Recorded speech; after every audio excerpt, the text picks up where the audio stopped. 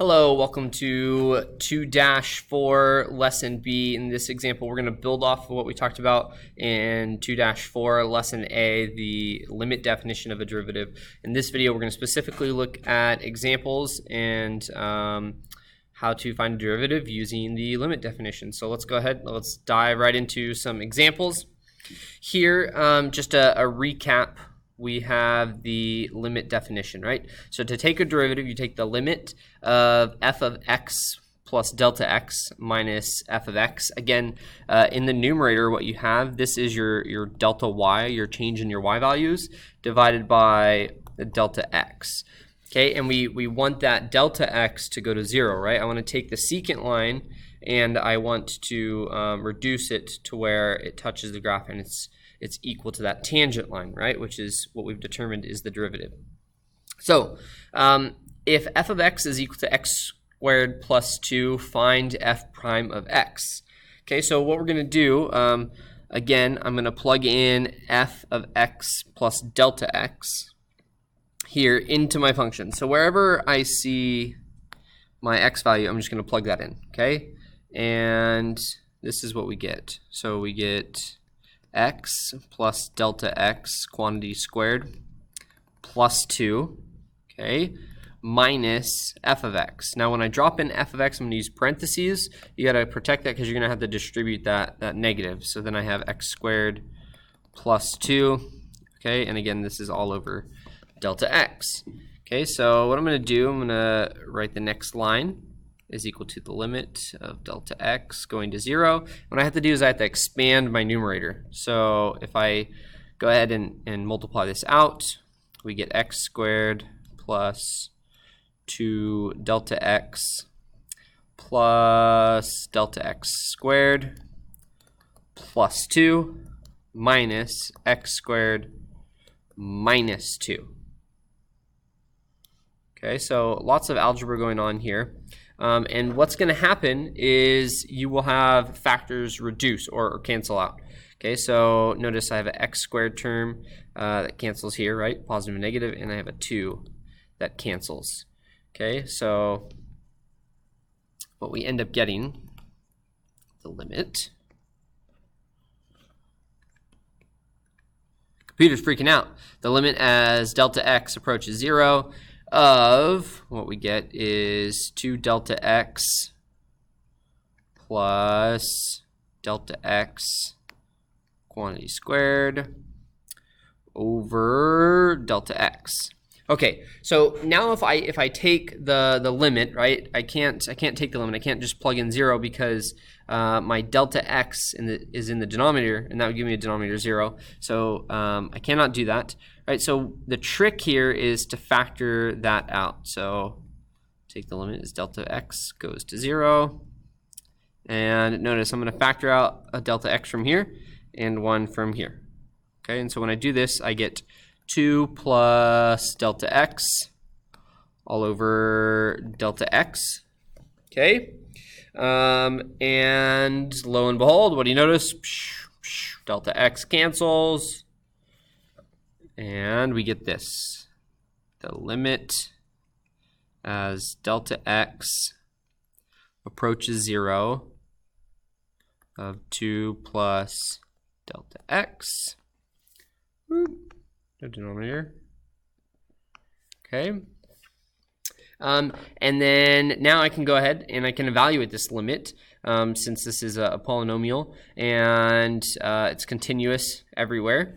So what this is, right, if I just evaluate at 0 is, oh, I dropped my 2x, okay, this gives us 2x. So where did this x come from? Up here. Sorry, I made a boo-boo. So I have x plus delta x times x plus delta x. So when you do this, right, you get our x squared, and then x times delta x is 2x delta x. Okay, so I'm just going to go back in here. I'm going to factor in this, drop in this 2x. Right? Okay, so we get 2x. So therefore, the derivative for this function is 2x. Okay.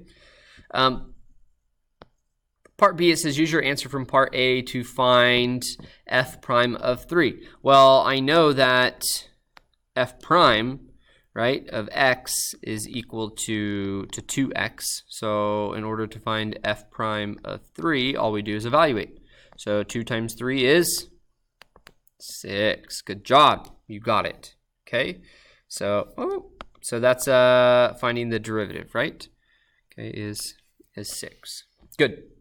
All right, moving on. Looking at, here we go. Problem number 2. So number 2, again, we're going to use the same limit definition. Okay, and I'm just going to go ahead and I'm going to find y prime. And what I'm going to do, I'm going to switch it up. Instead of using the limit of delta x, I'm just going to say the limit as h goes to 0 of f of x plus h minus f of x. Okay, all over h. So this is just one of the different definitions. So I'm going to use this one. Okay, and what we get is the limit as h goes to 0, and I'm going to drop in my function. So I have the square root of x plus h minus the square root of x all over h. Okay, and I want to go ahead and I want to take the limit as h goes to 0. However, notice again, I have the h in the denominator. If that's 0, I can't divide by 0. So what do I do? Well, what we're going to do is we're going to multiply by the conjugate. I'm going to multiply, and you should remember this from Math 3. We did problems just like this. I'm going to multiply by the conjugate, top and bottom. Okay, so I get square root of x plus h plus the square root of x. Okay, multiply by that top and bottom. Okay, and so what does this give us? Well, this gives us the limit as h goes to 0. Okay, so I'm going to multiply my terms. So on the top we get x plus h. Okay, plus, we're going to get here middle terms, right, that are going to cancel out. So that's why we do this. So, well, I'll just show you. So root x times root x plus h, right? And then our second term is going to be a minus root x times root x plus h, okay, minus x. Okay, all over. And in the denominator, we have h times our radical. So x plus h plus root x. Okay. So what we'll do here is we'll simplify. Again, notice that these terms cancel. Okay. And here I have an x and then a negative x that cancels. Okay. So we get the limit as h approaches 0 of h over h times the square root of x plus h plus the square root of x. Okay, so what happens now? Well, again, h's cancel, and we get the limit as h approaches 0 of 1 over the square root of x plus h plus the square root of x. Okay, all right, we're good. So now, if I want to evaluate this limit, I can go ahead and do this. I can, plug in 0, and I get the limit as h goes to 0 of 1 over square root of x plus square root of x, which is 2 square root of x. Sorry, I already did this. I don't need this. This is just equal to 1 over root x plus root x, which equals 1 over 2 root x. Okay, and there is your derivative. All right. Okay, so there's example 2, and here is example 3. So what we're going to go ahead and do, we'll use the same limit definition.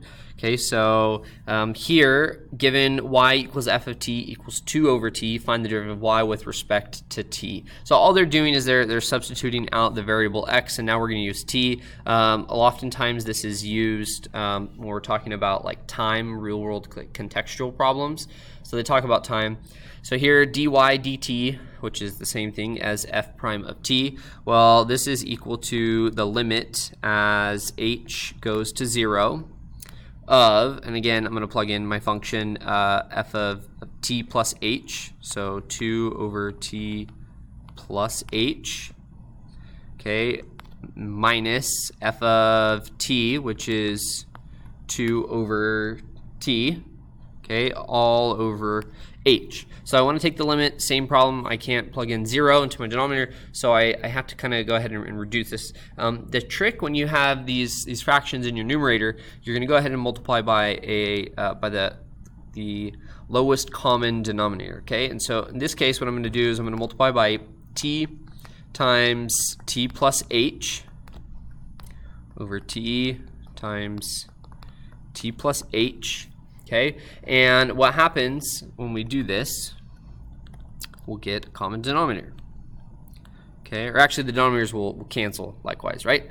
So if I multiply by this times every single term, here the t plus h cancels, and I have a leftover t.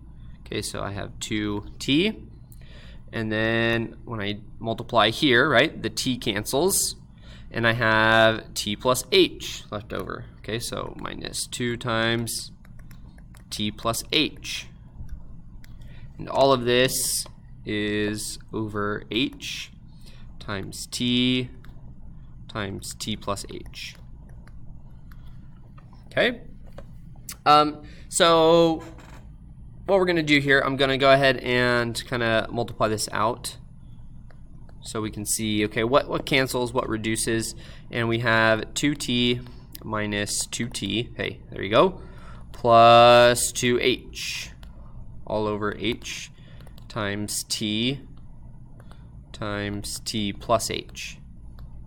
Okay, so you should notice right away, right, the 2t's cancel, and we get the limit as h goes to 0 of 2h over h times t plus h.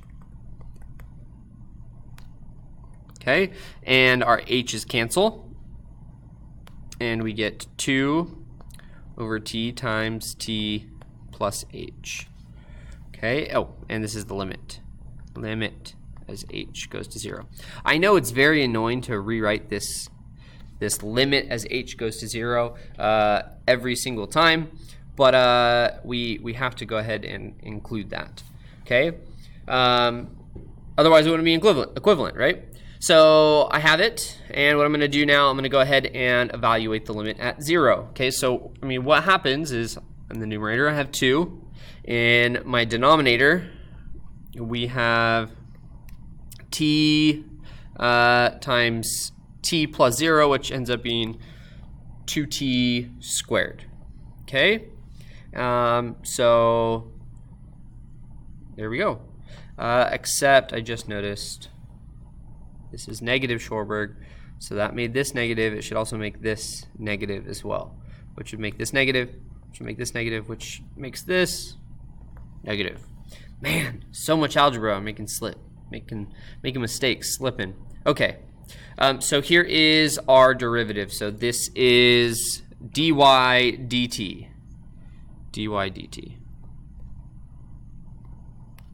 Okay, and there you have it. So in this video, we looked at, we looked at examples of using the limit definition. A lot of algebraic magic that we're doing here, manipulating these functions to cancel out, to be able to take the limit, and there you have it. So there's examples. The next video we'll look at using the alternate definition of the the derivative. Catch you next time.